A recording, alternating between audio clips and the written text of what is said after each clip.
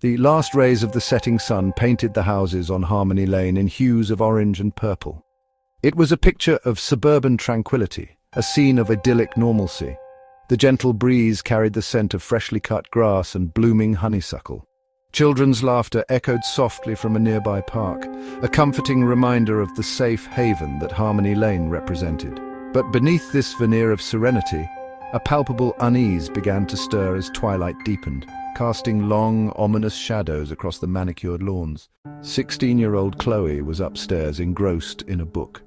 The aroma of roasting chicken filled the air, a comforting and familiar scent. It was a typical evening in the Thompson household, filled with the mundane rhythms of daily life. Amelia glanced at the clock on the microwave. 7:45 p.m. Chloe would be down for dinner soon. "Chloe, dinner's almost ready," she called out, her voice echoing up the stairs. A faint, "Okay, Mum," drifted back down, music to Amelia's ears. A soft thud, like something falling upstairs. She paused, listening intently. Silence.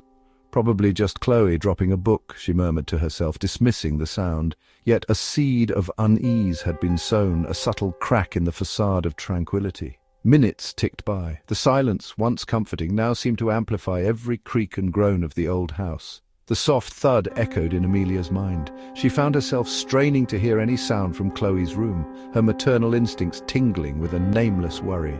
Upstairs, Chloe was lost in the pages of her novel. The world outside her book seemed to fade away, leaving her in a cocoon of words and imagination. She was vaguely aware of the deepening twilight outside her window and the sounds of her mother moving about downstairs.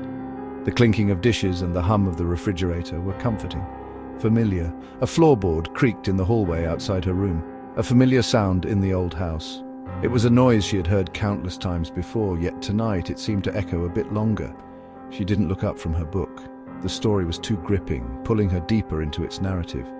Then, a cold draft, as if from a suddenly opened door, sent a shiver down her spine. The chill was unexpected, making her pause and glance around. She looked up, her gaze sweeping across the room. The window was closed. She was sure she had shut it earlier. The closet door was ajar, casting an elongated shadow across the floor. It seemed to stretch and twist in the dim light, almost alive. Had it always been open? She couldn't remember. A sense of unease began to creep in, making her heart beat a little faster. Amelia's heart pounded in her chest as she climbed the stairs, each step echoing in the unnerving quiet. The house, usually a sanctuary, now felt like a labyrinth of shadows and unseen threats. "Chloe!" she called out, her voice trembling slightly. No response. The silence was deafening, amplifying her fear. She could feel the weight of the unknown pressing down on her. She pushed open the door to Chloe's room, her hand shaking. The room was cloaked in darkness, every corner a potential hiding place for nightmares. "Chloe, are you—" Her words died in her throat.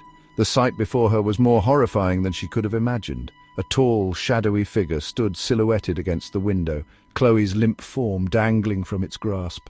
The figure's presence was menacing, an embodiment of pure evil. A scream, raw and primal, tore from Amelia's throat. It was a sound of pure terror, a desperate cry for help in the face of unimaginable horror. The figure turned, its features obscured by the darkness, and a guttural voice, cold and devoid of emotion, cut through the air. The very sound of it sent chills down Amelia's spine. She won't be needing dinner anymore. The words were a cruel mockery, a chilling confirmation of the nightmare unfolding before her eyes. The police sirens wailed in the distance, their piercing cries a stark counterpoint to the eerie silence that had descended upon number 12. The once peaceful neighborhood was now a scene of chaos and confusion, a stark reminder of the fragility of their suburban idol. The tranquil facade of Harmony Lane had been irrevocably shattered, replaced by the stark reality of violence and loss. The street, once a symbol of safety and community, now bore the scars of a night that would haunt its residents forever. Neighbors stood huddled together, their faces pale with shock and disbelief as the flashing lights of police cars illuminated the night. Conversations were hushed, whispers of fear and speculation filling the air as they tried to make sense of the horror that had unfolded in their midst. The scent of honeysuckle hung heavy in the air, now a cruel reminder of a peace that had been brutally violated. The flowers, once a symbol of the neighborhood's serenity, now seemed to mock the residents with their unchanging beauty amidst the chaos. The nightmare had intruded upon their safe haven, leaving behind an unspeakable tragedy in a community grappling with the knowledge that even in the heart of suburbia, evil could lurk in the shadows, waiting for the opportune moment to shred the illusion of security. The sense of invulnerability that had once defined Harmony Lane was now a distant memory, replaced by a pervasive sense of vulnerability and fear. Harmony Lane would never be the same. The echoes of that fateful night would linger, a constant reminder of the fragility of their peace and the ever-present possibility of darkness lurking just beyond the light. If you liked this story, please consider liking the video and subscribing for more. See you next time.